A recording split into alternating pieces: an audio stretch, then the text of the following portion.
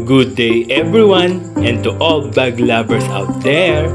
Narito ako muli upang ipakita ang before and after ng Louis Vuitton bag Never Full na kailangan palitan ng patsyeta at Givenchy bag na amin pong iti-change color. Maraming salamat po sa aming mga masugid na customer sa pagtitiwala sa serbisyo ng King Bags Restoration.